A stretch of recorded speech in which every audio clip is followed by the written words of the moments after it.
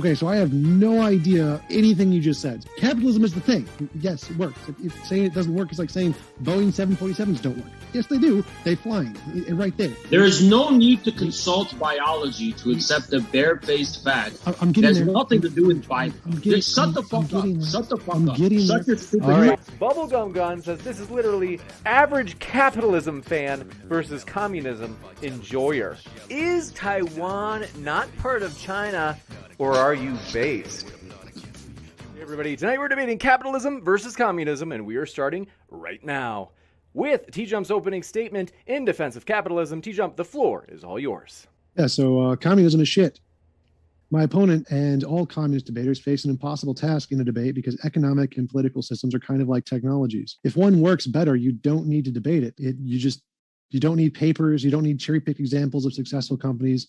If it works, you can just start a company and make millions proving it's successful and inspire others to follow in your footsteps. If it works for most people, it will take over because it's more successful. Someone debating economic systems is like whoever looking at a Boeing 747 and someone saying, I can do it better. Well, I mean, okay, then if you can do it better, stop spending your time debating and go do it. But for some reason, no communist or socialist debaters are going to go out and start companies based on their ideas. I wonder why that is. Is it because it's hard? Because most fail? If communism and socialism are so great, then go out and start socialist and communist companies and communities. And show that they are successful and inspire people to make more until it grows to be a serious competitor to capitalist economies. This is the only way for communists and socialists or any economic debate to be won.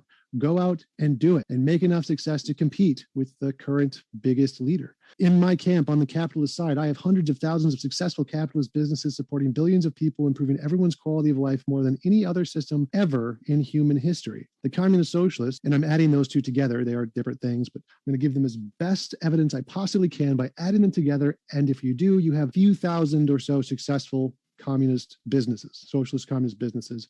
And to be fair, many of them are more successful than some capitalist companies. But even so, like every blind squirrel can find a nut once in a while. Any system can cherry pick a few successful examples in that system, but that's not evidence it's a better system. To have evidence of a better system, you need to show that on average, any random person can choose to go with your system and have a higher rate of success than the other system. In order to do that, you need to go out and start your own companies or societies or communities and show that the success rate of this kind of system is higher than the success rate of the competing system. That's why in my worldview, I believe my knowledge of economics gives me the ability to start a company. And so I'm starting an atheist church with the goal of lowering the cost of living as much as possible by buying apartment buildings and lowering rent, because I believe my economic system can work and can make a profit. But we don't see this in the communist socialist camp. They just like talking about it. So if they really think that their system can work, you can go out, do it, make a system that works. Again, cherry-picked examples of some successful companies or papers do nothing. The proof is in the proverbial pudding. We can have lots and lots of examples of papers of successful capitalist countries, but we don't really need them because we can just look around us. The positive effect of capitalism can be seen in essentially every country in the world. It has increased the quality of life for everyone throughout every society, pretty much, with a few exceptions of the Aborigines who don't have any technology. And it's done this consistently. It is the most successful system that we have in human history. But the reason we can't expect any communists or socialists to actually start their own companies is because there is a fundamental issue with communism, socialism, which is the lack of the most important resource for any economy, confidence. Confidence is the ability to get the majority of the populace to trust in a system and play the economic game. Most laws and economic policies have little to no direct impact. What they accomplish is indirect, in that they cause people to act differently through the law, which was never going to be able to force them to. The presence of the law encourages people to choose to act differently without it realistically being able to be enforced. As an example, you can think of like tax evasion. Some people think that most tax evasion, you need like some offshore account and that only rich people can take advantage of it. But in reality, anyone can evade taxes. A lot of cash transactions can't be traced by the government. So most people can just not report any cash-based funds and evade taxes pretty easily, which is why you are required to do your own taxes, because most people report more and pay more in taxes than the government knows about. So if they just calculated it for you and sent you a bill, they would make less money. So the honest people end up paying more because they actually report their money. It's quite an unfair system. But in reality, the IRS can't really do much about it. Even if they had adequate funding, which they don't, they would never be able to actually account for most people's tax evasion, and they'd only be able to catch the minority of people who are committing the crime.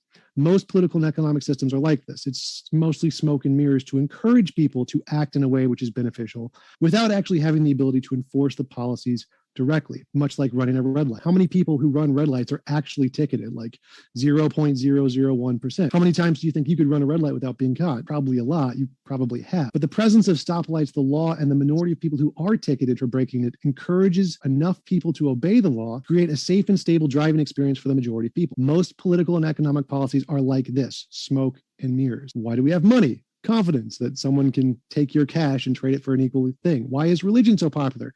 Because it provides people with confidence. Why does advertising, which is just pretty and has absolutely nothing to do with the product, work so well? Confidence. Why do politicians who are completely useless idiots and will do nothing get the majority of votes? They inspire confidence. The fundamental problem with communism is that it doesn't create or provide this confidence nearly as much as capitalism. For example, imagine a communist poker game where you leave the game with as much money as you entered. How many people are going to play this game? Nobody. Imagine a communist lottery where if everyone buys a ticket, they win $1 back. So buy a ticket for $1, get $1 back. How many people would play the lottery? Nobody.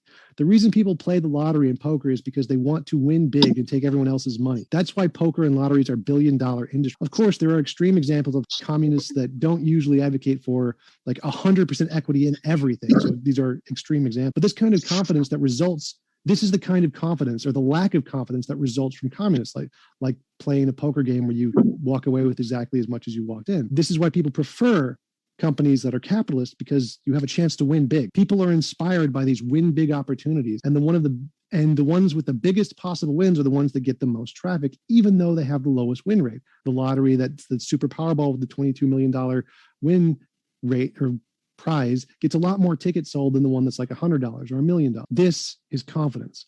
Confidence is the fact that people are stupid by design from evolution. We have thousands of fallacies, biases, misconceptions, illusions, delusions, and each of these drive the way we think and how we make decisions. Religion, lotteries, capitalism. People will happily follow stupid ideas and completely reject objectively better rational decisions en masse. In order to make successful political economic systems, you need to accommodate these stupid biases ingrained in human form from evolution, and socialism and communism don't do that. For example, imagine every casino was a communist casino in the world, and one day somebody decided to build one capitalist casino. What's going to happen? Everyone is going to start flooding into the capitalist casino and losing all of their money with a few big winners. And those few big winners will act as inspirational stories for everyone else, causing people to be motivated to go to that casino because they feel like that could be me. At the same time, the casino is going to start making mad profits and be able to pay their employees better wages than the communist casino. And then the second place, third place, fourth place prizes are going to begin to increase because you have excess money, until even a minor win at the capitalist casino is going to put you ahead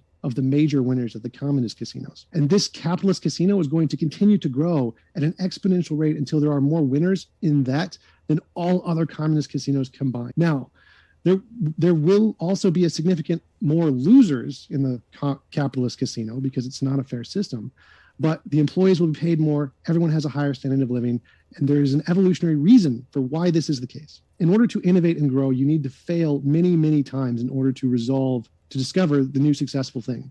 Most things end up failing, like Thomas Edison's 2,000 ways to not make a light bulb, and he needed one way for it to work. This is the evolutionary purpose of men and why they have such a larger spectrum of intelligence of more smart and more stupid people, because the evolutionary designed to be expendable and try a bunch of random crap, which mostly kills them. But then there is that one lucky guy who gets some huge discovery pushing humanity forward. This was the most successful evolutionary pattern throughout human history, which caused us to have this ingrained fallacy of go for the big win, even if the chances are stupid low, because it was so successful evolutionarily. The golden idol of world capitalism is a statue of liberty that inspires and draws people in, even if they are more likely to fail, which consequently builds the economy, innovation, and growth, which communism can't compete with. Because capitalism plays to our basic human desires and instincts, which inspires confidence, this is why communism is doomed to fail. When given the option between going for the big win or a mediocre life, people are going to go for the big win. And because of this, more money and more resources will go to the capitalist government, allowing it to provide better jobs, better standard of living, more innovation, more technology, and everything people want in a society. Is capitalism immoral? Yes, but it works and produces better standards of living. You just look at the amenities of poor households today, this was from 2005. 92% have a microwave, 81% have an air conditioning, 75% have a car, 70% have a VCR, 64% have a DVD player, and you can just go on and on and on. The standard of living today, due to capitalism, has been significantly increased, even though it is unfair and immoral and inequity between the amount of money people have. The standard of life today is significantly better thanks to capitalism. So the question is would you rather be in a society with slavery where most of the slaves have TVs and air conditioners, or would you rather be in a society where everyone is equally starving? I choose the TV and the compulsory employment. I will conclude there. So I agree to an extent that any debate as to the question of communism is already off the bat going to be misleading. There can't really be a debate about communism, but that's not because some obligation is imposed upon communists to go and prove it instead of debating it. Rather, to even debate this question of communism, one has already conceded the terms to the communists that there is a common social sphere in which we expect the minimum of adequately providing for people's standard of living, attending to their needs, attending to their wants. In other words, treating it as a system that can be swapped out for other systems in order to fulfill more or less the same goal, which is to lead to more or less the common prosperity of a given people. So when one treats communism as if it's just a system that can be swapped out with another system called capitalism and another system, this very way of politicizing the economy toward the fulfillment of common and social ends is already, in a sense, inevitably going to be a communist paradigm. We have to remember that capitalism did not arise as a system to fulfill a specific type of ends, but as a kind of spontaneous amalgamation of different enterprises who are pursuing the very selfish ends of just acquiring profit. And by selfish, I don't mean in the sense of the fulfillment of individual interests. I mean selfish in the sense of the mere propagation of money for money's own sake. Through past the 19th century, this specific type of economic order, if you can even call it that, I would call it an economic disorder, fundamentally collapsed in the 1929 stock market crash. And afterwards, capitalism has been maintained and it's been on its lifeline because the government has treated the economy as a facet of politics. And politics, we should remember, doesn't just involve governing people and ruling over people by force, but also ensuring that the material premises of being able to govern are attended to. In this case, the economy. After the after the global collapse of capitalism in 1929, various capitalist governments, which were under the control of the ruling financial and industrial oligarchies, found it necessary to fix the economy, satisfy the population, or risk being overthrown in a violent revolution. So already, socialism, in a sense, has already prevailed and won as the dominant mode of production at the most essential and fundamental level. Our political superstructure and our ideology has not awakened to this fact, but what has driven our economy since then is not some kind of spontaneous amalgamation of competitive markets and different enterprises that are arising spontaneously and organically, but a heavy-handed form of state intervention in the economy, together with corporations, which are fundamentally have become an arm of some kind of central state planning in order to ensure that the economy can maintain its vitality and can survive. Now, this view of communism as merely a system and different form of social organization at the level of the factory floor, or even at the level of a mere community, as compared to so-called capitalism, is very convenient for people who want to create vacuums with which we can test theories and systems, right? But we have to take into account that our very subjective positedness before these kinds of vacuum can't be taken for granted. The very idea of being this social engineer elevated over all of social reality and economic reality with which we can just experimentally play and insert and remove specific types of systems within vacuum-sealed context. This very type of subject is part of a community and is part of themselves, part of a society. Hence, why Marx and Engels would insist that the utopian forms of experimentation, which would fulfill the standard of success or failure offered by my opponent, they critique these utopian communities not because they weren't successful. Actually, it's interesting because in the Americas, the utopian socialist communities were so successful that they did, spread like, spread like mushrooms. They were emulated and replicated because they proved to be so successful, even in competing on the capitalist market. But Marx and Engels critiqued them because they did not actually address the economy at the most fundamental level of our common sociality, which is mediated through the state. The means of production can't be isolated in some kind of vacuum. The means of production are the fundamental means by which a given society reproduces its existence. And in the age of capitalism, this is necessarily global in scale. But as far as politics is concerned, it's national in scale, confined to the sphere of the state. But the more fundamental point here that's I'm trying to make is that this is why communism and socialism is inexorably political. It is tied to the fundamental transformation of society at the level of the state. It's not reducible, obviously, to the state and the state's interventions in the economy, but in order for it to be sufficiently the commons that's in question, or our common social sphere, the only thing that unites us at this level is the state. So to treat communism as just some specific form of experimental social organization is beyond the point. Under a communist society, there may exist various different forms of like social engineering experiments of how to organize people into different systems. Actually, China is a famous example of a country that did experiment with different forms of social organization, as did the Soviet Union in its early days in the 1920s. It's not this which defines a country or an economy as communist. It's the government's relationship to the economy, specifically in the form of a fundamental ownership of the means of production. And in China, this takes the form of land, right, which is the most fundamental means of production, thereby ensuing that the means of production are to be used to fulfill expressly social ends and social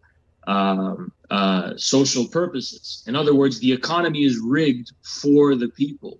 Now, the specifics of how that system is going to work can vary. Obviously, China is a radically different type of economy than the Soviet Union and the States in the 20th century. But that's also because they belong to different historical periods. In 20th century communism, the reason why the economy and the organization of the economy was so heavily tied to the law, as my opponent was talking about, wasn't because this was the kind of final form of communism, but because these were agrarian countries that required the baseline necessity of creating a primary level of industrialization, and one, moreover, that was independent from the West and therefore was unable to tap in to the inequalities and the concentration of capital that countries can otherwise take advantage of and kind of exploit in order to build up their own means of production.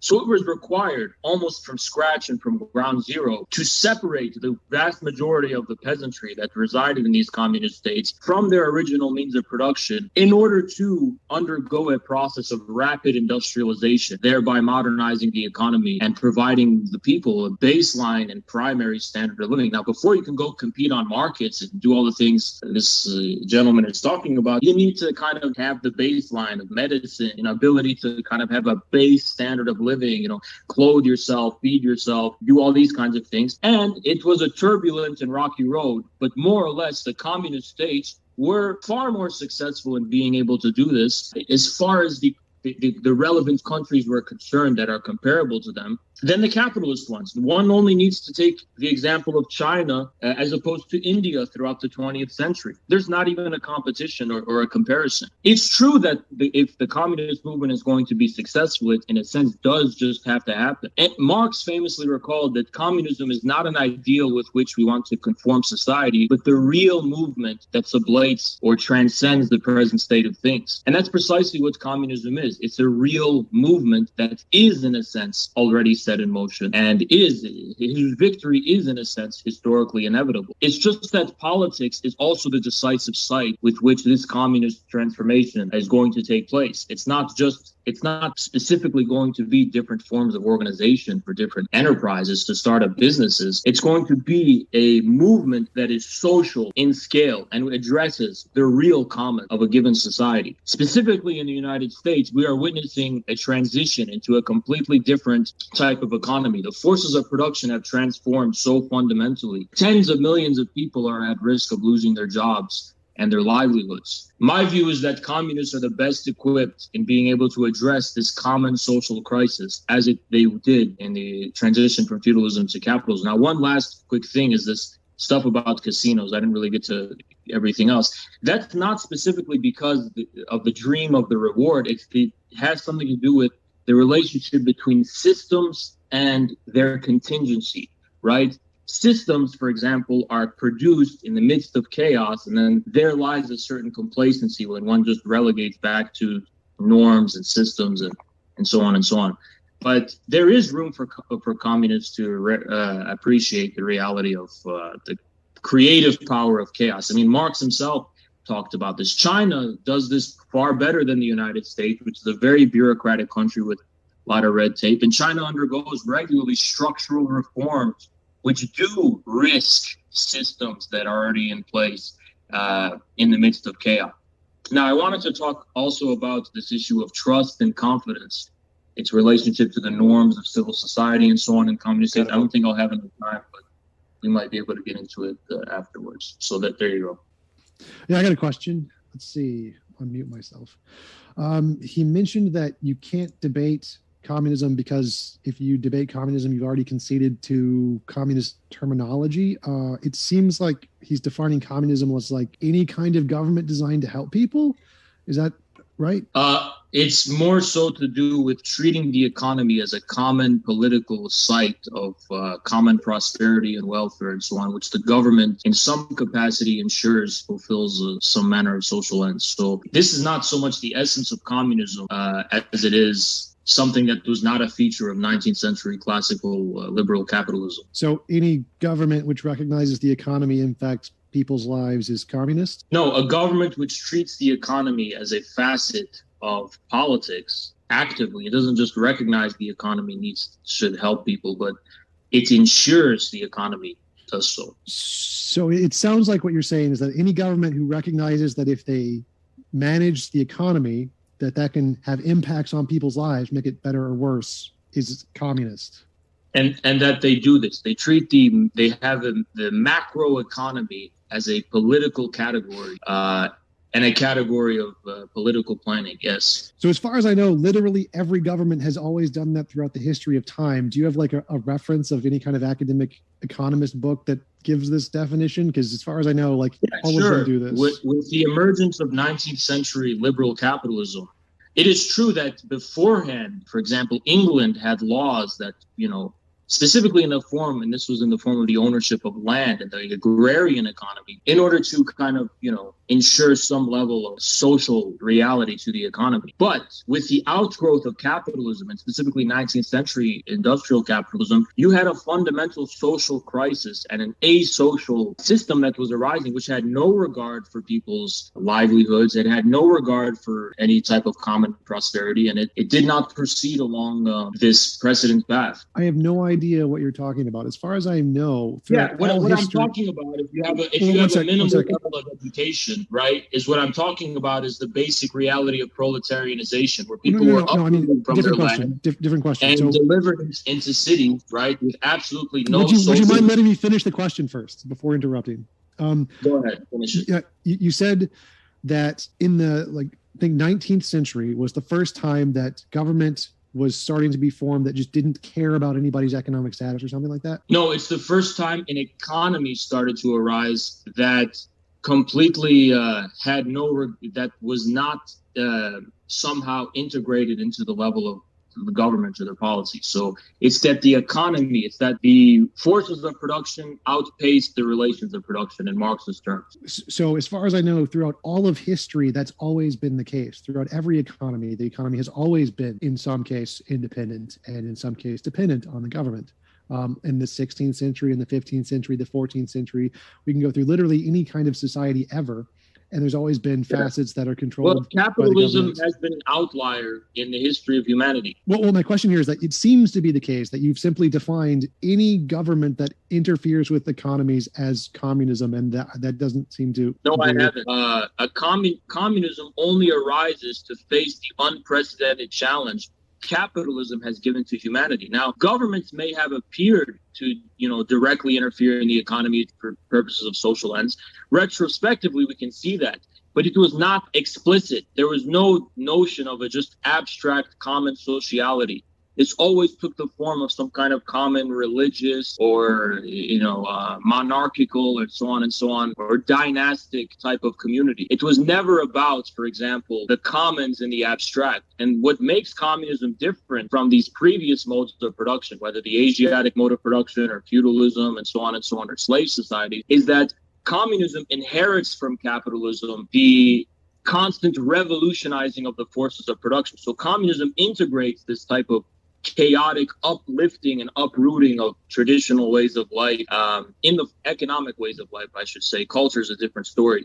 But these economic ways of life, so-called the progress of science, this is another word for that, right? So that's what makes another word for what? But if you're basically saying that, are you implying that in a way communism does return to the norm of humanity for most of its history? I would say absolutely. And Marx actually said as much. I mean, when Marx talked about the way in which capitalism, through the land enclosures, uprooted the peasants from their traditional ways of life and their traditional common social bonds, and this radical alienation that was produced by capitalism, he was recognizing that capitalism did entail a fundamental loss of an otherwise implicit sense of community, belonging, and sociality. Marx rejected the reactionary socialists, and that was a thing, the feudal socialists, the reactionary socialists, who merely wanted to turn back the wheels of time and return to the previous state of affairs. Marx said, no, something has been irreversibly changed. But for him, communism itself was going to outmode capitalism in the same way capitalism did the previous modes of production. Okay, so I have no idea anything you just said. So the first thing you brought up in your opening statement is that you can't debate communism because if you debate communism, you're already agreeing to the definitions of the communists. And the definition you are conceding the terms of debate. Terms? What do you mean? The term of debate being what system is better equipped to fulfill the common social ends of a society, right? I mean, you're not really coming at this by saying, a communist society simply is impossible and that we have to make do with this anarchy of production that is capitalism. You're saying capitalism is a better system. It's a better system to improve our common livelihoods and ensure some kind of common prosperity. Well, right. That's not a capitalist intention, right? A capitalist merely wants to make money for money's own sake. So you're basically saying capitalism accidentally fulfills all of the ends that the socialists and communists wanted in the past. Now, you can go with that argument. For me, it'd be quite easy to dispel and dispatch, but... Sure, let's go with that argument. So you can't really say you don't know what I mean. Well, I didn't understand the words that you said, but let's go with that argument. So let's say that capitalism achieves more of the life standards that communism wants than communism does. I believe that is accurately the case. Why would you disagree? Yeah. I would disagree because if the so-called capitalist system is a form of the anarchy of production, then this specific outcome that you're talking about, which was some level of commonwealth and common prosperity, is an accidental result. Science begins when, instead of relying upon accidents and things that are just like a byproduct that's not explicitly for the goal, science begins when we distill the essence of how things work and apply them.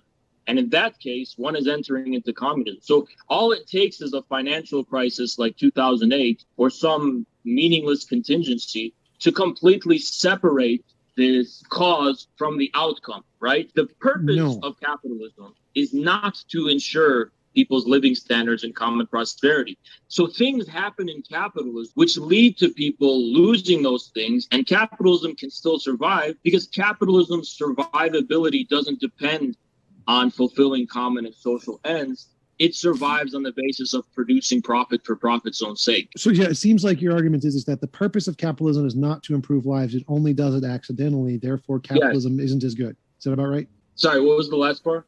Therefore, capitalism isn't as good. Something like that. It's not just that it's not as good. It's that the reasoning you're giving for why capitalism is superior is not itself inherent in capitalism. It's just an accidental byproduct. Okay, so if I happen to accidentally save 1 billion lives, is that better than deliberately saving 10 lives? Well, let's put it this way. Let's say you accidentally saved 10 billion lives while you were on your way to the store to go get a banana, something stupid like that, right? Sure. Then science begins when, in order to continue to save people's lives, distill the essence of how it is you saved those lives. Because you can really go to the store and get a banana without saving anyone's lives. You could still fulfill the goal of getting what you wanted from the store without doing that. And just in the same way, you can pursue profit for profit's own sake and make that be the driving force of your economy, which it hasn't been, by the way, in Western countries since 2008. You can make that, or you can at least accept that as the driving force of the economy, but that won't ensure that in the face of economic crisis and transformations in the forces of production, like we're witnessing right now, that it's going to lead to the common prosperity and well-being of the people.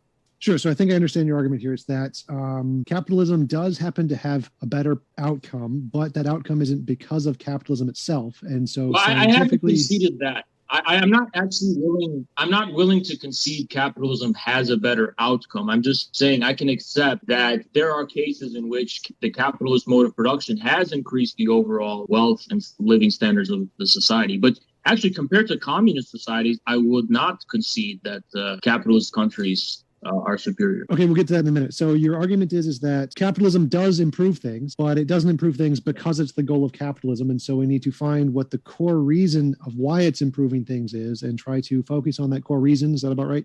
Precisely. All right. So the core reason is evolutionary. I gave that in my opening. The reason capitalism works is the same reason the lottery works or casinos work. People need confidence or a belief that they can win the $1 million to be interested in investing their time into doing something. So the reason this is, again, is it's not, you mentioned at the very end of your opening that this was societal or some kind of social norm. It's not a social norm. This is a biological norm. It's a biological fact due to evolution. So how is it that we have something called human history, but we have more or less the same biology over the span of, let's say, tens of thousands of years? We have different modes of production, but we have the same biology. How can you attribute biology as the cause of capitalism when capitalism has only emerged within the past few centuries? Has our biology radically altered? No, capitalism is what all society started as 200,000 years ago. It was essentially, I have steak, I take you. Well done. That sounds a little absurd to me. Do you have any evidence that capitalism is what we started out with? Yes, it's how trade started. So I have a product, you want it. Wait, I want your fish. Are you equating capitalism with bartering? Because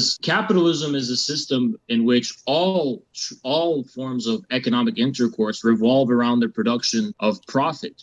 So bartering doesn't actually do that. Right. So profit, I'm talking about the profit here thing. So the reason people wanted to attack tribe B is because they wanted profit. They wanted more land. They wanted more fertile stuff. They wanted more animals. They wanted profit. That's not, no. The reason people would attack tribe A or tribe B isn't just because they wanted more for more's own sake. You have to situate it in its historical context. But regardless, even that specific form of profit, which is measured in physical and tangible things, would not be capitalist, because capitalist profit is in the form of money. And that's why in capitalism, we have generalized commodity production. And it's why Marxists talk about how before capitalism, the circuit was commodity, money, and commodity, right? You end with a commodity. No. So capitalism... Money is the means to an end to facilitate the accumulation of goods. In capitalism, commodities are the means to an end to facilitate more profit. No, capitalism is an economic and political system where the means of production and trade is owned by private entities. That's all it is. That's all it means. So if you own stuff and you want to trade with tribe B... First of all, that is so wrong on multiple accounts. First of all, it's literally the definition. Dictionary it. A developed, I don't care what your dictionary says. Let's analyze history.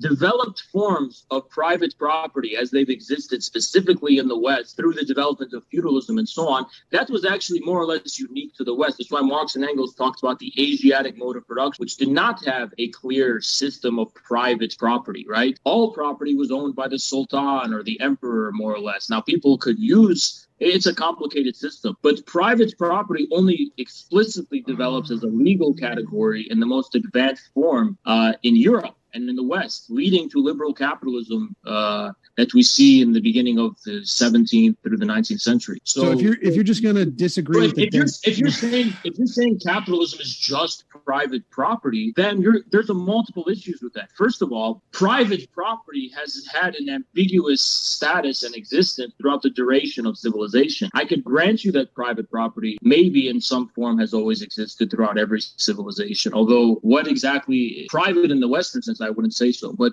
I might concede that to you. But you can't really call that capitalism, because at that point there is no way for us to make intelligible the clearly different system that has arisen in the past few centuries from, for example, ancient, Sumeria or, the Indus River Valley civilization. It's like, you're going to say that these are all capitalists? Then so what changed in the past few hundred years if we've always been capitalist societies?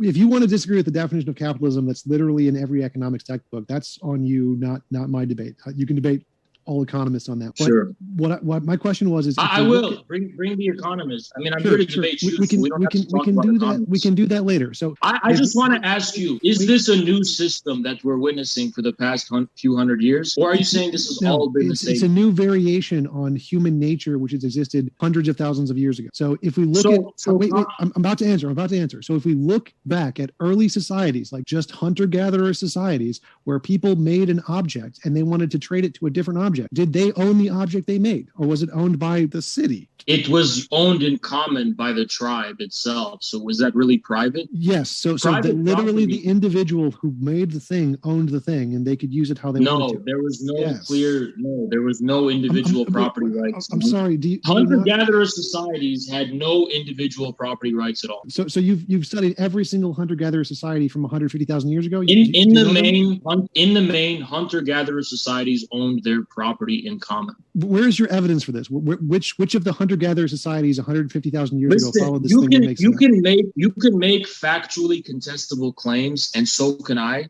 And when you say, where's your evidence? I'm on my fucking phone, first of all. What do you want me to produce to you? Do you want me to just project something out of my hand? What do you mean, where's your evidence? You're making a factually contestable claim.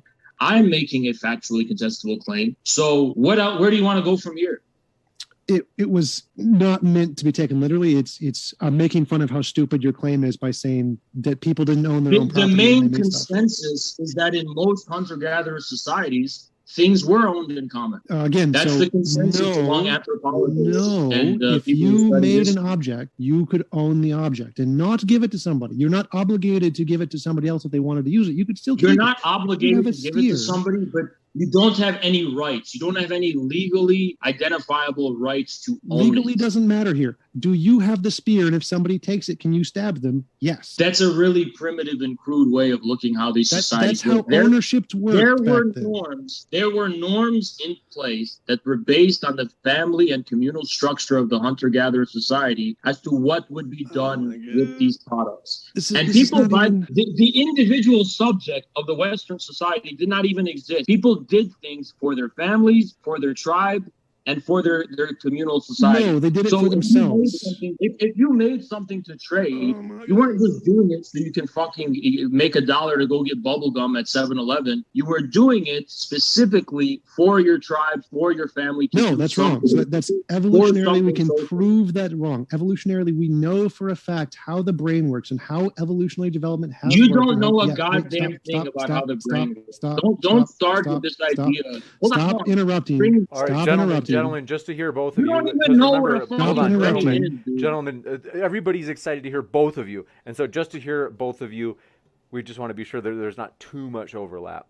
So as I was saying, we know for a fact, every single biologist who's ever studied biology and isn't a dumbass knows for a fact that, yes, selfishness is a very, very important part, integral part of people's interact. Do they do things? Wait, don't interrupt. Don't interrupt. Don't interrupt. Finish your waste of time. That's the plan. I plan to finish it. Thank you, Captain Obvious. We know for a fact, biology, people do things for selfish reasons. There are, in fact, mental conditions that people only do things for selfish reasons. It's called psychopathy and many other kinds of conditions. We know for a fact this is a thing. People do many selfish things. Do they do things for family? Occasionally, yeah. The predominant motivation for most people is self-worth, individualism. We know this because if you are dying and your kid is dying in most like chimpanzees and early human societies, you survive. You're and you kill wasting them. time. It's a complete waste of time. So your ignorance in biology here is not my problem, and this didn't have to do. No, you are saying something that's not relevant. There is no need to consult biology to accept a barefaced fact. I'm getting there. There's nothing to do with biology. Shut the fuck up. Shut the fuck up. Shut your stupid mouth. You're interrupting me. So as I was saying, we can know the biology, and the reason this is important because the point we were talking about was biologically, people are designed to prefer capitalistic system. This is the thing that works with biology. It works with our human nature. That's what you asked before. That was the whole point. Yes, we know for a fact this is biologically driven. Starting from okay, finally. So for fuck's sake, when I talked about, first of all, there's two facets of this. The first facet, when I talked about how the reason for the system has to fulfill social ends and distill the essence of the reason, I wasn't talking about the causal reason that you're making up and pulling out of your fucking ass. And you're saying, oh, the reason for capitalism is biology. That wasn't my point. My point was the reason for the system existing was not for social purposes. Now, if you want to say the causal reason for the purpose is something inherent to our biology, that's an entirely separate argument. But if your goal is to ensure the maximal common prosperity, the reason has to be for that. That was my fucking argument. You instead decided to go on a stupid spiel about biology. So I'll say this. Consulting biology, and moreover, even more pathetically, psychology, which is even its status as a science is contested regularly. Consulting those things to address social and common and political problems is just about the most stupid fucking thing you can do. Because our range of knowledge about those things is so insufficient and so limited. You cannot hold transforming or changing a society to the standard of very incomplete, imperfect, and primitive, I would say, sciences. But regardless, you don't need to address biology to know that most people are selfish. We just know that people are born as individuals. So obviously they're going to make it their primary focus to attend to their own needs. I'm not saying people do everything for others. I'm saying the reasons why they do things in the first place has a communal rationality. And that doesn't mean they're doing it only for the commune. It means, for example, that fulfilling their own ends, their own selfish ends, is something that is situated in the context of their status in the society and in the community. So, for instance, when you're talking about people in countries, unless you guys want it, we could do 3 minutes, but otherwise I've got that was 2 minutes. Two is good. He's going to bring up way too many points. Yeah, he sounds like a Hegelian with all the gibberish he's saying that has absolutely no bearing on reality. So what he started with was he said that in the beginning we need to assess the fact that capitalism has a better impact. Capitalism itself isn't the reason. So I addressed what is the reason. The reason is biology. The reason some political systems work and some don't is because they are consistent with our biological drives. If it is inconsistent with our biological drives and motivations, it will fail, which is why a communist casino will not work, but a capitalist casino will work. Even though you're more likely to lose, people want the big win. So they're, because of their biological biases, they're going to try and gamble to win. If you have a system that is aligned with our biological preconditions, it will succeed. If you have one that is not, it will fail. That is the underlying reason why capitalism works. Secondly, the accidental result thing is just an appeal to consequence fallacy or appeal to purpose fallacy. It doesn't make a difference if the result was accidental or not. Science has many accidental results, which happen to be the greatest discoveries of all mankind. The fact that it was accidental is irrelevant. All that matters is, does it work and why it works? Does capitalism work? Yes. Why does it work? It aligns with our biology, as I brought up in the opening. And he said, the most stupid thing you can do is base society on how people act in psychology. That any rational human being knows that you have to base it off psychology. That's kind of the point. If you're not basing off psychology, you're just making shit up. And he said that whenever people in a society do something, they do it because of their status in society. When someone's hungry and they steal food, or they kill their neighbor, or they rape someone, is that because of their status in society? Like, what a stupid thing to say. Like, obviously that's wrong. All right, I'll yield on to let him go on whatever gibberish he says. Yeah, my actual point wasn't that I didn't have time to explain the relationship between individual motivations and their social reality. But my point is, insofar as production is socially mediated in these hunter-gatherer societies, which it is, the reasons why people do things, for example, to feed your family, to feed your community. And that can be a selfish motive because it's going to elevate your own status and it's going to fulfill your own individual status. So that has nothing to do with the question of why do people rape and why do people kill. I didn't say that the all the reasons people do things in every society is for communal or whatever purposes. I was talking specifically about the economic forms of intercourse in hunter-gatherer society. Now, you're talking about how any rational person would see psychology. Why don't I just spit it out for you that psychology is 100% complete stupid bullshit, and if we had no psychologists in our society, there would be no net difference. Second of all, you're talking about how the reason for capitalist prosperity being better, something that was never conceded to you to begin with, by the way, is because of biology. That has nothing to do with the point. If it's not because of capitalism, then capitalism can lead to outcomes that are incompatible with the goal. If the reasoning you're giving for capitalism being better is that it fulfills a certain goal, which is common prosperity, that reason is not inherent in capitalism. You again do not understand the basic fucking point because you can't use basic logic. Biology and the rest of that shit has nothing to do with it. Talking about it is a waste of time. If the reason you're giving for capitalism being better is that it increases our social outcome, that reason is not inherent in the capitalist system. That's why we have capitalist crisis, mass unemployment, people being laid off their fucking jobs and having their livelihoods destroyed while the stock market is still in the fucking green. All right, so clearly this ignoramus doesn't understand how an appeal to consequence fallacy works. Like the fact that capitalism, whether it has an ingrained purpose of actually making society better, is irrelevant. If it happens to work and it works better objectively, whether or not it was designed to do that is irrelevant. I think it's a genetic fallacy, appeal to its origin or something. There are many scientific discoveries that were made purely by chance, not because they were designed that way. There was no intentionality in making these things. Penicillin, Viagra, plastic, microwaves, Vaseline, strikeable match, gunpowder, cornflakes, anesthetics. All of these were just by chance, by scientists messing around with stuff as an accident of some other thing they were doing. The fact that it's an accident that capitalism happens to have the best effects for people's lives doesn't matter at all. It's just an appeal, probably an appeal to genetic fallacy. I'm going to go with the genetic fallacy, where he's just saying, oh, well, because its intention wasn't to help people, then it doesn't matter if it happens to help more people, which is clearly batshit. Clearly, he doesn't understand basic philosophical argumentation. Saying that all of the world would be better without psychology, how dumb do you have to be? There's been tons and tons of amazing discoveries in psychology, like Oliver Sacks, B.S. Ramachandran. Tons of psychologists made great discoveries that have benefited the world significantly. He just seems to be ignorant of basic science. Wow.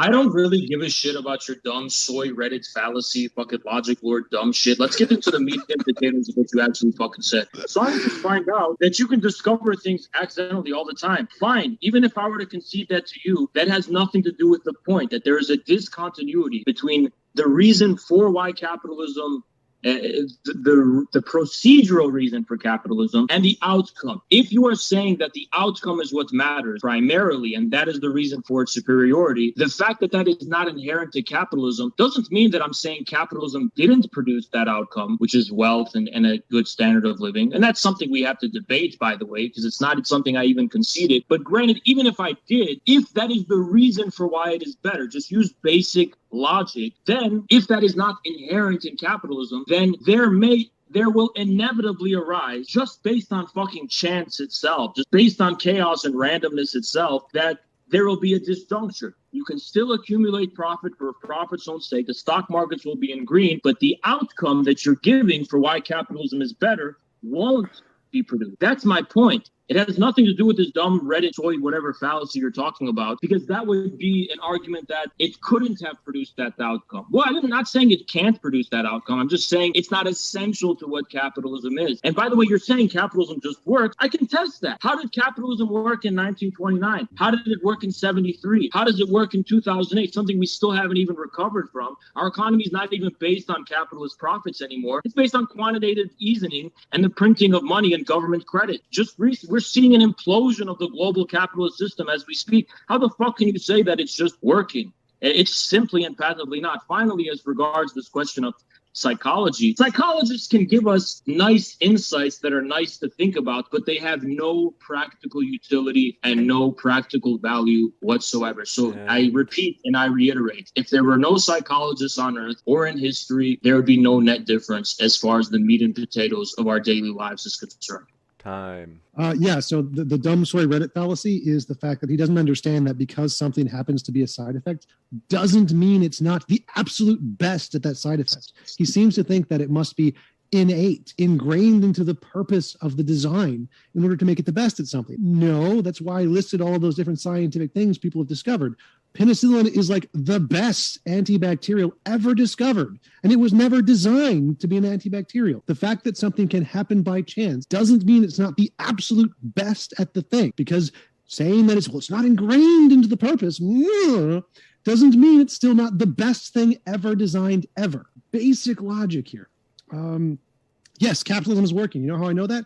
Because more people are alive and have food and technology than ever before in human history. Capitalism is the dominating thing everywhere. It's a mixed economy, capitalism plus socialism. But capitalism is the thing. Yes, it works. If saying it doesn't work is like saying Boeing 747s don't work. Yes, they do. They flying.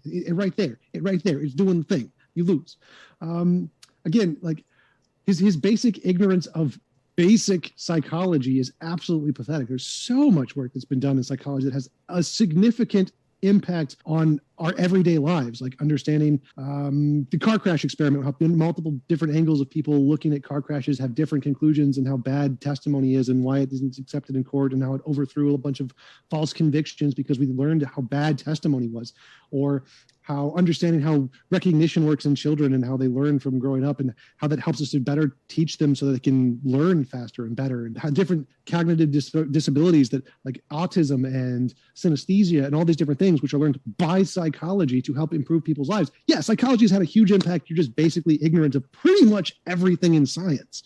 I will conclude there. Yeah, psychology has absolutely zero impact. All those things you're talking about, what the courts treat seriously and they don't treat seriously is completely arbitrary, and it always has. So don't use the fucking court fallacy as an example. Whatever you're talking about is psychology is good at raising children and treating people's desire to be happy. Yeah, but the communal societies that have predominated, whether feudalism or even slave societies, whatever you want to call it, before capitalism, all of these traditional societies were far better. Traditional villages in the countryside in random third world countries are better at fucking raising children than what psychologists are going to fucking tell you for anything, right? So that's Lindy. That's been tried and tested. It's worked for hundreds and thousands of years even. So yeah, psychologists haven't proven their worth in that regard either. But finally, regarding this thing of like, oh, with the discovery of penicillin, we can find that it's the best at producing that result. But that is what we are debating about. Capitalism is not essentially the best at producing the result. Maybe it has produced that result. Maybe it hasn't. I'm arguing right now specifically it hasn't, and it's failing at doing it. And we'll get into that debate in a second.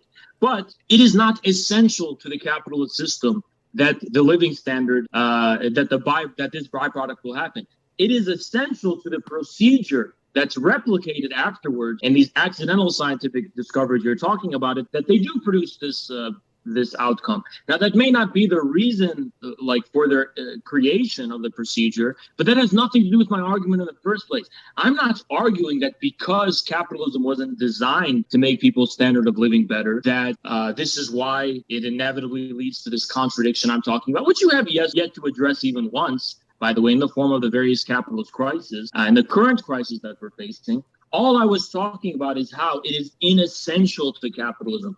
The burden of proof is upon you to prove that the capitalist type of system we have, which is basically Europe, America, and other countries that are under the fucking tyranny of the IMF and its policies, the burden of you is to prove that this is the essentially best way. And you're saying, oh, capitalism works because people are being fed and people are living and surviving. Well, is capitalism essential to that? Because the capitalist system, the fundamental basis of that financially is collapsing right now as we speak. To the next segment. Yeah, it's definitely not. Like saying that because there are problems with capitalism, therefore it's not working, is like saying LeBron James missed a few times, therefore he sucks at basketball. Like clearly, the fact that it works in most cases and that we see the standard of living increasing for everyone, everywhere by a significant margin kind of outweighs the little weaknesses it has here and there. All the economic crises, like take the one in 2008, what did it do to like world hunger? Not much. We still all got food, still lived. It got better. Capitalism works. There was a problem, which happens to every system, and then it overcame that problem and not millions of people died. What happens in communism? Mass starvation, millions of people die. So capitalism wins on that one. The fact that it has challenges doesn't mean it doesn't work. All systems have challenges, not an actual criticism. Next, you said that communism is inevitable. Well, that's quite strange since everyone's going away from it at a quite fast rate. It seems more like capitalism is inevitable because it exists. Again, the way to actually do this debate is go make a company. Go do it. Go if you think your political and your economic system will work. Go start a company. Get off your butt, off your Twitch channel. Go start a company. That's what I'm doing. I'm starting a company because I actually understand economics and philosophy and psychology and fallacies and everything that you don't. I actually know how to make this work in practice instead of just talk about it with a beard. I will conclude there. Yeah, the first thing you said was something more or less along the lines of capitalism is continuing to work because it's alleviated so many people out of poverty and it's solving global hunger. The overwhelming majority of poverty alleviation that's attributed to capitalism within the last few decades has come from China. And it's specifically because China is not a capitalist economy that we see such a rapid alleviation of people from poverty. Now, if you ask Chinese Marxists why in other countries the standard of living seems to be going up, nowhere near at the rapid pace as China's growth, but people are getting a little more access to food and health here. I know all these things are debated heavily, so I'll just concede it, which is a really big advantage to you that I'm just conceding that because it is something debated. But the reason for that isn't because of capitalism. It's because the forces of production overall are being developed and generated. But we're seeing a lot of countries reaching an upper limit in being able to develop their own forces of production because the capitalist path isn't cutting it. For you to underplay and downplay the global capitalist crisis that we're now witnessing simply because of this stupid Steven Pinker bullshit idea that, well, everything's been pretty good so far, and that this is like LeBron's success, you underestimate the extent to which all of these processes that ensure people can feed themselves and clothe themselves and so on, are dependent on extremely esoteric financial abstractions like derivatives and securities and the global capitalist financial system, which when it finally does completely implode, or at least implode to such an extent that it leads to a fundamental political economic crisis, all of those things will suddenly become vulnerable, right? Because the economy is not based on ensuring those type of things in the first place. Now, finally, you say, why don't you just go start? Oh, yeah, you mentioned the communist countries linked to famine and whatever. Listen, in the history of the development of capitalist economies, you take all of the worst famines in the communist states combined, and it is nowhere near the extent to which the emergence of capitalism fundamentally led to the famine, death, genocide, completely eradication of whole peoples in the form of colonialism, slavery, and so on and so on. The famines in India under British colonial rule, the Irish potato famine, all of these type of different things scratching the surface wiped out way more people as a proportion of their population in the communist states. The communist states merely had the burden of not having colonies overseas with which to burden with the inevitable disruptions in the form of the agricultural production that capitalist modernization leads to. So don't give me this shit. So yeah, apparently he's using China as his shining example of communism. Yes, we love those camps where they just put anyone who they disagree with and then harvest their organs. Communism is great. Love the Chinese communism. Phenomenal example of communism. Yes, clearly there are economic crises coming on in the debt crisis, which is, guess what? Also a thing in China. China's in more debt. Congratulations, son. Your own system has the same problem. Secondly, most of these can be solved with different kind of economic policies. The fact that they collapse doesn't necessarily mean that the entire economy is going to collapse. Like the banking collapse. It did happen. Many banks went down and the economy dipped, but then it recovered. It wasn't like an entire collapse, unlike what happens in communist countries where everyone died. So yes, he mentioned the rapid alleviation of poverty. Apparently, he doesn't know how statistics work. If you have the most people in poverty living off $1 a day and you increase them to $2 a day, then yes, you've alleviated a significant amount more poverty than people who make $20 an hour. It's going to be harder to alleviate poverty in that country because the standard of living is significantly higher. So yes, China is alleviating poverty because they have the most people in poverty, other than like India. So that's an example against your case and why China and communism is crap, not why it's good. All right, back to the argument. He said communism is the best to solve unemployment. Well, then why does China have so many unemployed people? Why does every communist country have so many unemployed people if it's the best to employ? I'm still waiting for him to start his own company. I'm going to do it. I'm working on it. I've done it.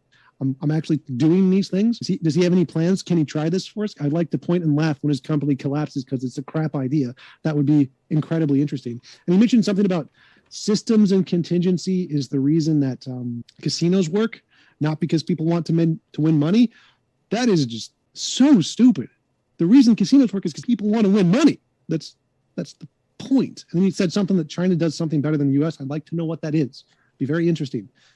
Harvesting organs, they do that a lot better than America. Prisoning Uyghurs. Right, so you're basically throwing a bunch of shit at the wall, waiting for something to stick. 1,000 different things. I'll go one by one. The camps thing, complete bullshit. Organ harvesting, complete bullshit. Falun Gong propaganda. Now you're also talking about China also having a lot of debt. Yeah, that doesn't change the fucking fact that when you have things like the Evergrande collapse in China, it doesn't lead to the destruction of the entire economy, and the Chinese government doesn't bail those companies out. It's the free market in practice. Now, you're saying that China only can attribute its success in poverty alleviation to the fact that China was the poorest country in the world. No, it fucking wasn't. India was always poorer than China. It still is. The countries in Africa were always way poorer than China. They still are. The same goes for Latin America and actually most of the world. China's not even a third world country anymore. It's now a middle-ranking country according to most categories. So no, for you to underplay China's poverty alleviation, why can't India do the same fucking thing? India has such an extreme level of poverty that it would make the fucking amount of poverty that existed in China pale in comparison. It's so bad. It was so bad for India in the 20th century that even during the Great Leap Forward famine in China, there were more deaths as a proportion of per capita of the population due to malnutrition in India than there was in China during its fucking famine. So don't sit here and try to underplay China's success in poverty alleviation. Finally, you're saying things like, I don't remember all the dumb shit you said. You said something about how, what is China doing better than America? I don't know, developing its forces of production, building national infrastructure, poverty alleviation, and ensuring a baseline standard of living, building cities. I mean, what do you want? There's like literally a million different things China's better at doing. Finally, on this question of unemployment, sorry to burst your fucking bubble, but the unemployment rates in communist states have always been lower than in capitalist countries. Not even pro-liberal capitalist economists would deny this. It's a really stupid angle to come with when it comes to that. And I don't remember the other shit. Oh yeah, the stuff about starting a company. You haven't yet to address my initial rebuttal to that claim, which is that you can create a vacuum-sealed environment with which to test these types of theories. I argued this in the very beginning of our debate about how communism and socialism is necessarily national and political in scale. You didn't address the fucking argument, so shut the fuck up about me. What's the argument? Because I did vacuum-sealed something. What's the argument? You're saying that communism is just a different form of social organization that you can implement in a vacuum-sealed like environment of a company or a business. That's not what communism is. Simple as that. I don't care if Bosch and all these other type of people are saying it's just workers managing the means of production. I don't understand what you mean here. Every communist theorist has recognized that communism is political in scale and encompasses the entirety of the economy and not isolated units or businesses. It's a really odd argument. Wait, I'm not understanding. So like if China is a country, it supposedly implements communism by your standards. So isn't that an isolated system? It's not isolated. How is it isolated? Well, this is why I'm not understanding. Like, can a country adopt communism while other places don't? Is socialism in one country possible? Yes, of course it's possible. Okay. But the difference is it's not vacuum sealed because China's growth and rise has already fundamentally changed our global economy right now. We just haven't really awakened to it. Yeah, China has been China is what kept our global economy chugging after 2008. So you can implement. So you can implement communism in like a country or a business. You can do it that way. It'll have impacts on other economies. No, not the theoretical basis for socialism in one country is about the level of the state. So politics is about states. There's no such thing as a global politics, maybe beyond geopolitics, but we don't have a global state. So yes, communist politics is going to be at the level of the state. So it's not a vacuum sealed, but that's not a vacuum sealed isolated environment. Wait. So if you owned a company, you could treat it as if you were the president and give it the same kind of communist policies you think would be good. Yeah? No, you couldn't. You couldn't because communism encompasses the whole of a polity. A polity is not just a business top down. It's civil society, the state, the organs of the state and civil society in the form of corporates, as Hegel would call it, I guess. A polity is national in scale, or at least even civilizational in scale, if you want to call it that. It encompasses the relation between citizen and state. Unless the company is going to encompass every facet of life politically, and it's actually going to be a political power, a sovereign political power, it's not going to apply. Communism is at the level of sovereign polity. It's not at the level of local businesses. So it seems like you're just basically ignorant of how politics works. Like a country and a business are essentially the same things. The relationship between the president. Wait, 2 minutes. So you can have a company and you can treat it as if it's your own country. You have the country of the company and you can treat it how you want, and you have to interact with other companies and other states and whatever. And you're going to have to treat them like they exist, just like China has to treat America like it exists. So you can treat a company just like you could a country, pretend it's your own little country and treat it that way. It's not very hard. If you do, it'll fail because it's a crap system, and you'll learn real quick why it's a crap system. But that's the point here, is that you can do nothing. By your own admission, you can do nothing except just whine on Twitch about how you want global politics to change. Yeah. I can actually do something. I can start a company like, hey, look, here's my economic policy and it works. And I can act as someone to inspire others. And they can I'm going to start a company and use that political system too, because it works and I can do it. But yours is just crap because no one can do it. It requires global change. Doesn't that give you some indication that your system is kind of bullcrap, that it requires an entire global change to implement and you can't do it on an individual level? Why do you think that if it can be done on an individual level, a system may be more prolific than one that must take global stances? Do you think that might be a bit of a problem for your silly system? No, it's not a problem at all. The only problem here is your deranged LARP fantasies about replicating a state and a country at the level of a company. That is 100% LARP. And don't get me wrong, LARPing looks a lot like it's fun. You probably look like you know a lot about LARPing and stuff. You look like a guy who LARPs. But anyway, you're treating it as a LARP. You're doing what those dumb people who try to find islands in the middle of the Mediterranean do, which is, I want to create my own state. Listen, unless you have political sovereignty on bond of violence and a monopoly on violence and those kinds of things, you do not have a state or a country. When you have a cult, which is not even a country, but so much as a cult, that it claims to have this level of sovereignty, it is such a threat to states and to the U.S. federal government even, that it finds excuses like in Wacko to go and raid and whatever that shit. That is how important political sovereignty over the citizens of your country is for a state. So no, a business is not just different from a country in terms of the quantitative scale. It is a qualitatively different thing. Now, it does involve the mobilization and command of bodies from a central command. That's not the essence of politics. That's LARP, right? Just how LARPers want to reenact the glorious fights of the Middle Ages on a battlefield where I'm using a sword and I'm wearing the outfit. What's different? What's different is the fact is that your individual experience of something is not the same as the actual material reality of that thing. A country isn't the same as a business. You can't replicate it at an individual scale like how you're saying, because what communism is addressing is our common sociality in the first place. It's addressing the common, something beyond our individuality. That's why communism has always been radically opposed to Western liberal individualism. It's addressing something beyond us, but which at the same time conditions us, right? So what you're saying is, why can't you, isn't it a problem? It's not a fucking problem. It's an issue of politics. Communism for Marx, he called it the riddle of history solved. He said it is the real movement already in motion. All communism more or less means is that the economy is tending toward not only an increased level of socialization, but an increasing conditioning of the purpose and rationality of the mode of production for the fulfillment of social and common aims of humanity. There you go. All right. So I'm ready to just give a closing statement, go to Q&A. I think I've destroyed this guy enough. So just basic facts. It's really hard to make a successful political model that can accommodate people's feelings enough to motivate them to participate in the economic game and give them confidence. Most political systems fail, meaning most people lose confidence and start breaking the rules, such as high rates of theft or crime or whatever else, and the economy becomes unstable. Like the Bolshevik making their own economy and Russia not liking that because they need theirs to work. Like if you have a crap economy, like any communist economy, it's going to lose confidence and people are going to start making their own economies like Hong Kong or Taiwan, and they're going to leave because yours is shit. And so in order to make a successful system, and by successful I mean most people not dying of starvation or crime or poverty like in China, and having crappy poor living standards like in China. To make a society where people are not dying is very hard. This is why conservatives have a valid point that the society we build works. The society we have built works very well and keeps most people alive in good condition by historical standards, all historical standards. And making changes puts that at risk. Most changes will have some negative effect and will fail. Research and development is the most expensive part of any company. Failure is the common thing, not success. We have to change things slowly. The only way that a communist system could work is if we had AI overlords who governed everything and humans were not in control. Until then, it's a crap system. You have to accommodate humans' feels, and it's not going to work. You got it in, Fred. We'll give you your closing as well. Yeah. So you didn't really understand the point about the casino and the system and the contingency. And the reason is basically this.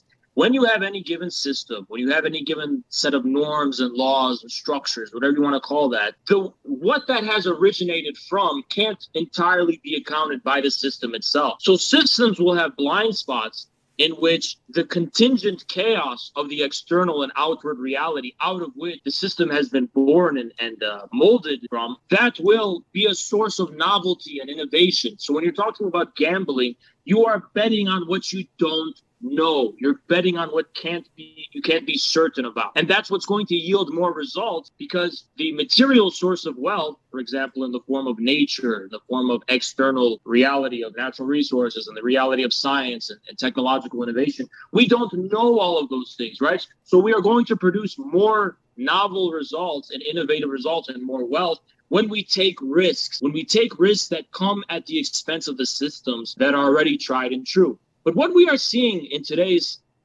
global economy is rather curious in that regard, because we're seeing in capitalist countries stagnating establishments pegged to rentier monopolists who have fundamentally stifled any semblance of a free market, stagnating bureaucracies, salaried parasites that are living off of the labor of the majority of the population and producing no wealth in terms. The complete safe spacing, if you will, of the entirety of the economy. There's no longer any room for large systemic-wide risk. So you have a very much socialistic, in the colloquial bad sense of the term, according to right-wingers, economy that's emerging in the capitalist West and its adjacent countries. While in communist China, you have a paradigm of constant and never-ending structural reform. Clamp down on the monopolies and help the little guy. That is a fundamental systemic risk, because monopolies have the precedent of working already, while the little guy and the promotion of small to mid-tier companies isn't something that you don't know what they're going to do or what.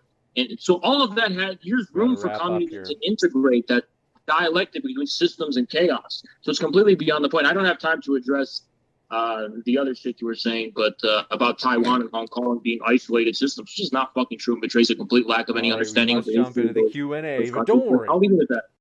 I'm jumping into the Q&A. Thanks for your question. Coming in from Bubblegum Gun says, this is literally average capitalism fan versus communism enjoyer. Mango T says, T-Jump, let's be honest, all these economic models came from demonically possessed individuals. The West are filled with demonically possessed people.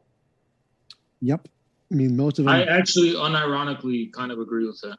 Next up, MB Khan says, T-Jump should stick to debating flat earthers. He's out of his depth here.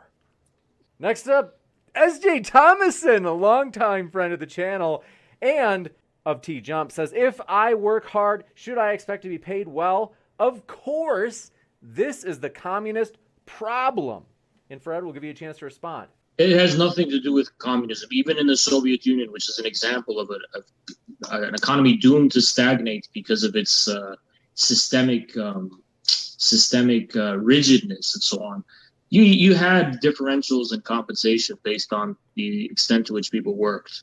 But I think with the example of China, I just think this is an obsolete argument. Like, it's not an issue at all. Mango T says, Infrared, do you believe capitalism turns the populace into independent and strong people, whereas communism turns the populace into slaves and dependents? The opposite is true. We see as the result of the capitalist economy an increasingly overly socialized populace of soy drinking, a safe space riddled, politically correct, completely lack of manhood. You don't have any strong individuals in our increasingly capitalist society. Amazon, all this big tech shit. Where are the strong and independent individuals? We have none. We have city dwelling snowflakes that are ruling over us, and ruling over the American people, moreover, in the United States. This is the result of capitalism, whereas communism, by attending to our common social needs and questions, does lead to strong and independent individuals. I mean, what do you think is more strong? A Starbucks drinking soy boy in the United States, or, for example, a Soviet farmer who's, hunting with a pack of wolves in the forest or some shit? I mean, just really use common sense, So Mango T says, that's Mark Reed, says, Infrared, why do you trash psychologists when they help people with mental health issues? Do you think that mentally disturbed people would be better off without psychologists existing or without professional help? No, I'm not downplaying that therapists help people. Therapists do help people. They help people work through their problems. It's usually by fostering interpersonal relationships. And I'm not saying you won't learn anything from psychology as a therapist. I'm just saying when you try to apply that to a social scale and have like policies that apply to all of us, that's where things get fucked up, right? If you're talking about, getting advice from someone who's studying, maybe some things will work, maybe they won't work. I'm not against it. I'm not against that kind of thing. But making policies based on this is very, very inconsistent, whatever, it's not an airtight discipline, right? So whenever I see people talk about like communism or capitalism and make references to biology or psychology, it's just, especially psychology, it's laughable, right? This psychology is only going to apply at like its utility at an individual or somewhat small interpersonal level. The minute you try to apply it to a scale larger than that, you're going to have absurdities and stupidity. You got it, and thank you very much for your question. This one coming in from Sphincter of Doom says, China's reduction in poverty is due to it becoming less communistic and more capitalistic, opening markets up to competition. That's just not true. The communist Soviet model system that existed in the 20th century wasn't more or less communist. It was more. It just had more involvement, direct involvement by the state in the economy. That's not really the essence of what communism is. The essence of communism is a state, is a polity, and is an economy that is rigged toward ensuring the common prosperity of the people, which the Chinese system has done actually better than it did. I mean, it served different. It was two stages of its existence. The old Soviet-inspired model did what it was meant to do, which was create a national industrial system, create a primary basis of the economy. And then beyond that, they did have more allowances for markets and private exchange and all these kinds of things. But as we can see, this is perfectly compatible with China's unique form of socialism. So it's not that it became more capitalist. It's that it opened itself to the global economy, and it also took advantage of the independent form of capital accumulation, primitive capital accumulation that was a result of the Great Leap Forward. This one coming in from Mango T says, Infrared, do you believe the reason capitalism is, quote, failing is because the young generation are brainwashed with the poor communist mindset? No, this is not a communist mindset. It's a mindset that corresponds to the fact that the people controlling our lives and raising our children now, it's all coming from these stagnant, overly socialized monopolies. The big tech companies are a good example. The financial institutions are a good example. Corporations are a good example. And they want to save their position. And so you think it seems like communism to you because the free market is being stifled, but it's not. It's a capitalist ruling class trying to protect its power at all costs. It has nothing to do with communism, is what I'd say. You got it. This one coming in from Do Appreciate It Mango T says, Infrared, you realize capitalism is in alignment with the laws of nature. The strong have the food and the rest need to find their own food or work. Yes, again, nature is immoral. I don't see anything capitalist about that. You can have a communist society where people have to work to get what they need. We have enough wealth so that people, even in a capitalist country, we have enough wealth so people don't have to starve. I mean, if you need food, you can get food for free, even in America, right? It's a level of starvation. But, I get what you're saying. This level of competition or whatever you're talking about exists in communist states. It exists in China. It's always existed and even existed in the Soviet Union. So, yes, the strong will do better than the people who are not strong. And I agree, that's not something communism is going to eliminate. You have to understand, it's not a question of the individual versus the society. Society is controlling us either way. Look at how much we're controlled by big tech and the monopolies. It's a question of, is this going to serve the people and the health and well-being of the people, or is it going to serve a tiny minority of elites? So that's the choice you're faced with.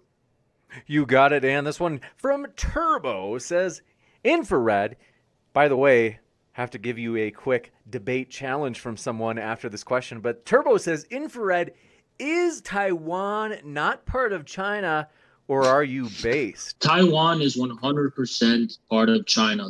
Taiwan is called formally by its own government the Republic of China. And the minute that, Taiwan separatism has been suppressed for decades, they recently opened up because of American influence. But if they do try to secede from China and claim that Taiwan is an independent country, China will respond swiftly to that fact. I mean, regardless of whether you like communism or not, both the nationalist government, Republican government in Taiwan, and the communist government in China both came to an agreement that we will not separate. We will not cut China in two. These are both China. They just disagree about who should be in charge. You got it. And speak of the devil. Infrared, your brother Dylan Burns is interested in a debate with you in person at DebateCon on this very question. Yeah, well, I'll be there, so, Is he an end? Are you interested? Whoever I have to debate, I'll debate. I'm going to be there, so, I'll debate anyone. Juicy. Isn't Dylan a communist? I thought he was. Or an ANCAP? Next up, this one coming in from Sphincter of Doom says, slavery isn't unique to capitalism. The Irish potato famine was exacerbated by government disallowing exports/imports. Something occurring with capitalism existing does not equal that it's due to capitalism. Okay, well, this is the kind of it's not real capitalism type of thing. And look, I'm kind of sympathetic because I see libertarians as utopian socialists. You guys critique the system and you critique people in power. You just don't recognize that the cause and the effect aren't separate. The reason why capitalism leads to this form of state, subsidies and rigging of and restrictions and all this kind of stuff, is because it's inherent to the system itself. You can't separate the two, right? But regardless, my point was, if you're just going to say that all the instances of barbarity and starvation and slaughter and genocide and famine in the history of capitalism is because of the state and not capitalism, the question stands.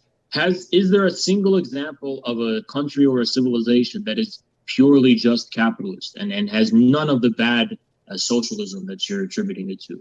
There's none, because the two are inexorably linked. The state ensures that the ruling class maintains its power, and capitalism is inexorably tied to the power of the state and always has been. This one coming in from Sphincter of Doom says, saying capitalism is inexorably linked to government interference doesn't mean they're interchangeable or that every element of one can be attributed to the other as well. Well, for you to try and isolate capitalism as its own essence, separate from that, I just question, where does that exist? Everywhere we see that what we call capitalism exists, it is tied to the state interference in the government. So I have yet to be confronted with an example of capitalism that is not inexorably tied to state interference. Before there were any governments would be the answer to that. That's when guy with biggest. Well, I forgot. Capitalism is when people were trading beads and stuff, right? Yes, because when you have pure capitalism, it's just guy with biggest stick wins. That's the most dumb shit I've ever heard in my life. But continue. Yeah, you make shit and you trade it. Do appreciate all of your questions, folks, and want to remind you, our guests are linked in the description. So if you want to hear more from T-Jump, if you want to hear more from Infrared, you can find their links in the description box right now. What are you waiting for? And that includes if you're listening via the podcast, you can find both Tom's and Infrared's links in the description box at the podcast. We highly encourage you, check them out. You can hear more capitalism, communism type debates at their channels. We really do appreciate these guys. And so thanks, T-Jump and Infrared. It has been a true pleasure to have you. Thanks, James, for hosting. It's appreciated. Thank you, Haas, for joining. Appreciate the opportunity. And I do have a question. Have you seen China Uncensored, the YouTube channel? Yeah, it's a misinformation YouTube channel that's been debunked many times. You got it. But we want to say I'll be back in just a moment, folks, to give you updates about this upcoming epic conference, Modern Day Debates, first ever debate con in Dallas, Texas, in January. You don't want to miss it, folks. Tickets are going to be on sale soon. More info about that, as we are pumped that both T-Jump and Infrared have agreed to join us for that conference for some juicy live debates in person. And with that, thanks so much, everybody. We will be back in just a moment, or I'll be back in just a moment with updates on that, so stick around.